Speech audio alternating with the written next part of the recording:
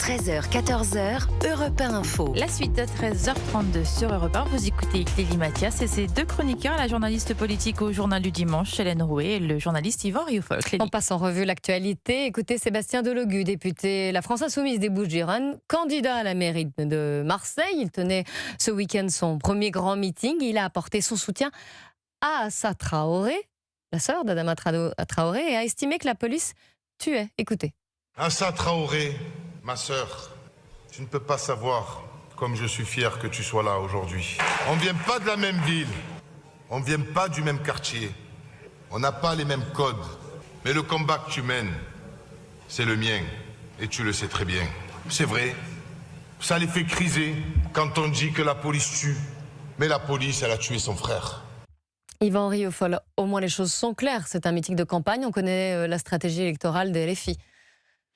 Oui, et allons un peu plus loin. Si un jour, s'il advenait qu'une guerre civile se déclara, elle pourrait effectivement être attisée par ce genre de discours, qui est un discours qui veut flatter le communautarisme, le nouveau communautarisme né de la diversité, né plus généralement d'une immigration à Marseille musulmane importante, naturellement. Je ne dis pas que toute l'immigration musulmane se retrouve dans le discours de Delogu, mais qu'en tout cas, Delogu flatte ce séparatisme-là, il flatte même ce choc de culture qui s'exprime à travers la haine vis-à-vis de la police, donc plus généralement à travers la haine vis-à-vis de la France. Et donc c'est pour ça que je parle d'un risque de guerre civile qui est induit dans ce discours-là. Mais surtout, Delogu applique la politique, dans le fond, de Mélenchon, qui, lui, a parié sur le grand remplacement. Et il faut écouter, naturellement, ce pari démographique qui est celui, effectivement, d'une bascule de la France à horizon 2050 ou un peu plus tard. Car en effet, il peut y avoir un véritable risque si nos dirigeants continuent à marcher, à somnambuler, si je puis dire.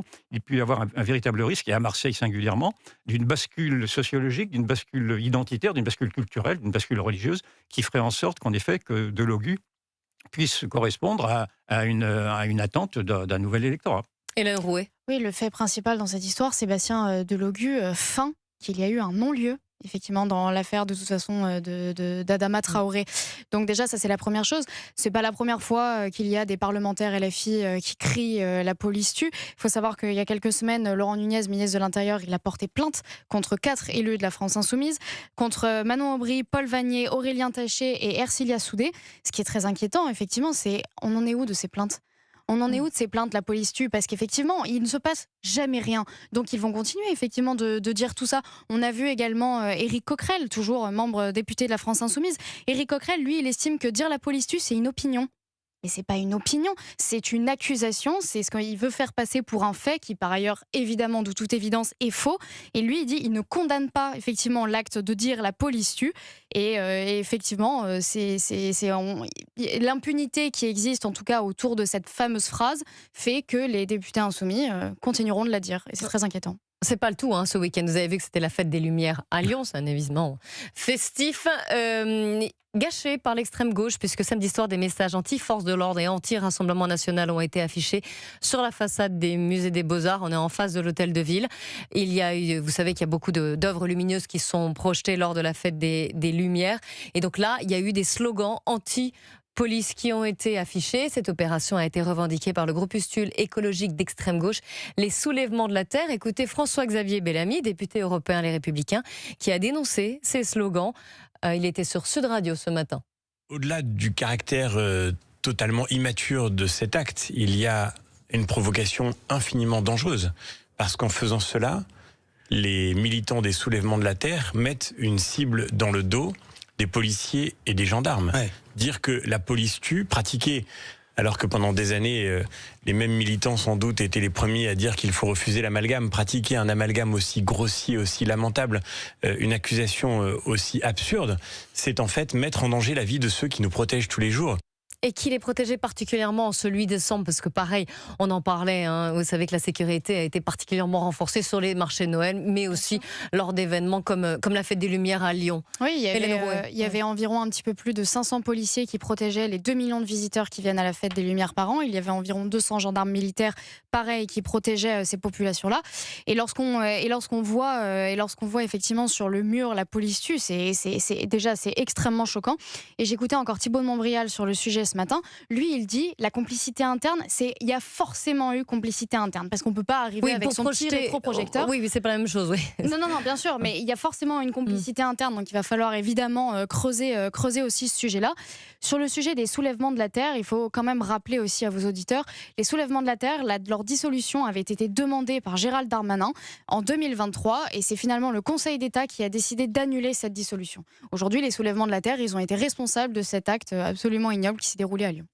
Yvan Rioufol. Quand vous écrivez la police tue, vous appelez à tuer la police. C'est donc un acte, c'est un appel au meurtre, c'est un appel terroriste. Et donc cela mériterait en effet, effectivement, que ceux qui ont initié et qui se réclament de ces slogans-là, en l'occurrence les soulèvements de la terre, soient dissous, bien entendu. Mais il faut se poser la question de savoir ce qu'est devenu l'écologisme dans tout cela, parce que donc ce sont ils se réclament de l'écologie dans une municipalité qui se réclame de l'écologie, où l'on voit naturellement qu'ils sont en train ils sont dans une dans une radicalisation qui devient absurde même, et d'autant que la fête des Lumières, en plus, est une fête religieuse, c'est une fête qui était consacrée à l'Immaculée Conception, on en est maintenant très loin. La veille de ces slogans, il y a eu un hommage rendu par la fête des Lumières, je disais ça très récemment, au couscous. Je veux bien que le couscous soit un plat très remarquable, mais qu'est-ce que ça vient faire avec un hommage à l'Immaculée Conception? Ou plutôt si, on voit bien effectivement qu'il y a un détournement de tout ce qui représente maintenant les racines chrétiennes de la France, et en tout cas les fêtes religieuses dans les grandes municipalités,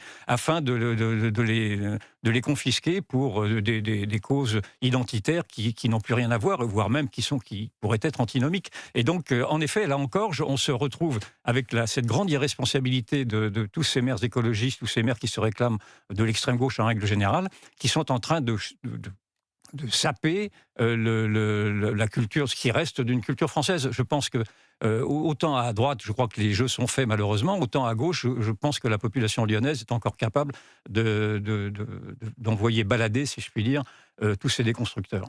Alors face à ces problèmes, et ils sont divers quand même, Thibault de Montbrial, là je reviens à lui. Hélène Rouet, vous avez aussi écouté attentivement son interview ce matin au micro de Sonia Mabrouk sur Europe 1 et CNews.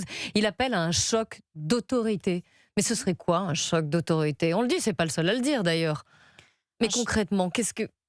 Un choc d'autorité, ce serait déjà que beaucoup de municipalités, effectivement, prennent conscience de ce problème. Quand on voit la police tue, parce qu'effectivement, ça va être toujours pareil, en fait. Quand on voit la police tue, donc Grégory Doucet, lui, il appelle pleine solidarité avec les policiers. Pardon, le maire écologiste de Lyon, Grégory Doucet, il appelle à pleine solidarité avec les policiers qui se sont sentis, je le cite, dénigrés. Il y a eu un tweet de Laurent Nunez, le ministre de l'Intérieur, qui condamne fermement.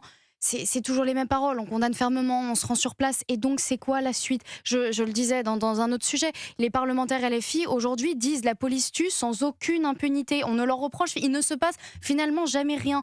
Donc c'est le vrai problème, il est là. Quand Thibault de Montbrial il dit un choc d'autorité, déjà si on prenait conscience de ça, ensuite il faut punir les personnes qui disent la police tue, c'est extrêmement grave. Traduction judiciaire.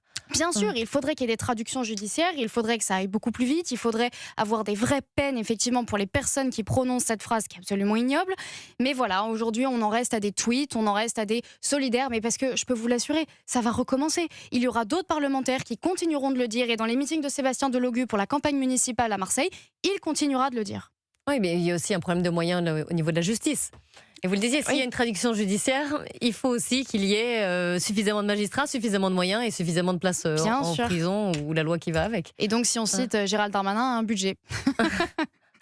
Yvan Rioufol. Ce que nous subissons là, c'est le résultat de 50 ans de politiques qui ont été conduites au prétexte d'idéologie qui se termine avec des ismes, l'humanisme, l'antiracisme, etc., et tout ce que vous voulez, sauf que ce sont des idéologies qui ont été perverties par, effectivement, cette quérulence, cette haine des nouvelles minorités qui veulent maintenant, par esprit de revanche, imposer leurs lois. Et donc, si l'on veut effectivement un choc de l'autorité, il faut rompre d'abord, et très systématiquement rompre avec tous ceux qui nous ont mis dans ce pétrin-là. C'est-à-dire qu'il faut changer de système, c'est-à-dire qu'il faut arrêter de penser que ce sont les gouvernants qui ont conduit à ce désastre qui vont réparer leur désastre. Ces gouvernements-là ne voient rien, ne veulent rien voir. Ils auraient à voir qu'ils seraient obligés effectivement de se rendre compte qu'ils s'étaient trompés. Or, ils ne feront pas cet élémentaire mea culpa. Donc, un choc d'autorité, c'est d'abord effectivement de rompre avec tous ceux qui nous ont mis dans cet état-là. Puis un choc d'autorité, c'est de se confronter à ces réalités-là, qui sont maintenant des réalités d'opposition civilisationnelle, d'opposition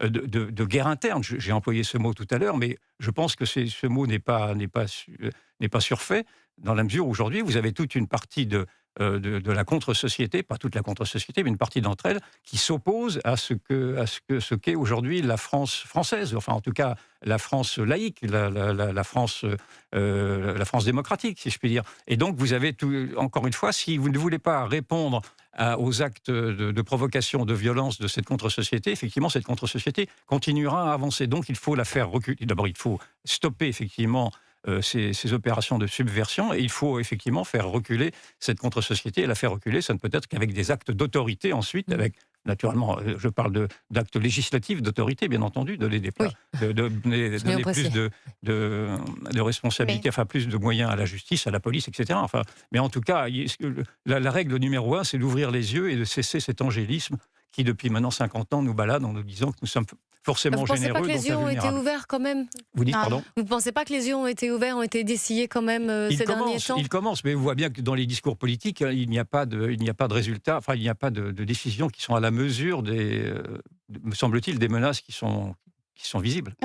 Et puis même quand on parle, par exemple, quand on évoquait le narcotrafic, là, mais peu importe le nombre de projets de loi, peu importe le nombre de propositions de loi, là c'est carrément l'arsenal législatif qu'il faut complètement repenser. Si on voulait véritablement faire la guerre au narcotrafic, il faudrait changer notre arsenal législatif. Donc j'irai encore même plus loin là-dessus. Donc non seulement il faut absolument une prise de conscience, il faut qu'il y ait des vraies actions, et ensuite il faut même éventuellement changer l'arsenal législatif pour faire une guerre au narcotrafic.